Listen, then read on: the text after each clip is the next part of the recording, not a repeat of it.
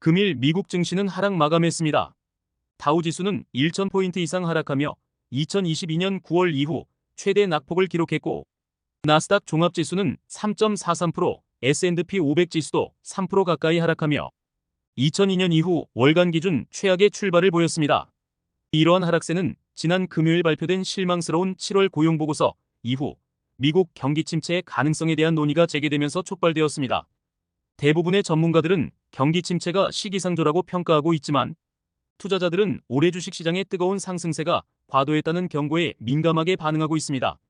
또한 연준이 경기 둔화를 막기 위한 금리 인하에 뒤처져 있으며, 지난주 금리를 동결한 것에 대한 우려도 커지고 있습니다.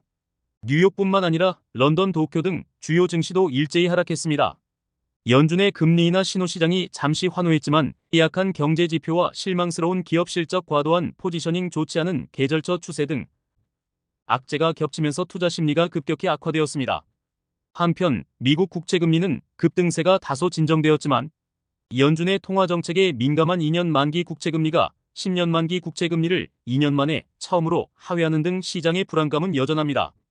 투자들은 연준이 공격적인 완화 정책을 시작해야 할 정도로 경제가 빠르게 악화될 가능성에 베팅하고 있습니다.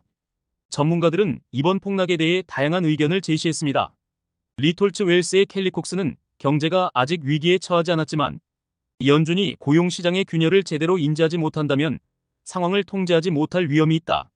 LPL 파이낸셜의 퀸 시크로스비는 강력한 LEO 밸류에이션 투자심리 포지셔닝이 과도하게 확정되었으며, 시장은 강세 포지션의 청산을 경험하고 있다라고 전하였습니다. 일본에서도 트레이더들이 인기 있는 캐리트레이션 이들을 청산하며 엔화 가치가 2% 급등하고, 토픽스 주가지수는 1959년 이후 3일 만에 최대 낙폭인 12%를 기록하는 등 폭락 장세가 이어졌습니다. 이로 인해 소프트뱅크 그룹의 시가총액은 월요일 하루 만에 150억 달러가 증발했습니다. JP모건의 미셀라분 마테이카는 경기활동 악화, 채권금리 하락, 실적 전망 악화 등으로 주시장이 계속 압박받을 것이라고 전망했으며, 시장경제 전문가 에드 아데니는 현재 상황이 1987년 블랙먼데이와 유사하다고 분석했습니다. 프린시브 에세메이지먼트의 신마샤는 경제 약화에 대한 우려가 과장된 것으로 드러날 가능성이 높지만, 현재 부정적인 시각이 깊어 시장이 곧 반등하기는 어려울 것이다. 캐피털 위크노박스의 존 히긴스는 지난주 미국에서 실망스러운 경제 지표가 발표되고 아시아 증시가 급락했지만, 인공지능으로 촉발된 글로벌 주식시장의 상승세가 꺾였다고 생각하진 않는다. 코메리카의 존 린치는 시기를 놓쳐 뒤처져 있다는 정서가 커지고 있다.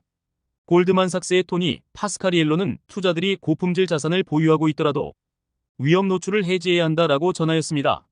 팔런티어 실적 발표 예상상에 구글 미 연방법원 구글 반독점 위반 판결, 엔비디아 차기 인공지능 칩 출시 지연 카더라, 델 영업팀 구조조정 소식이 있었습니다.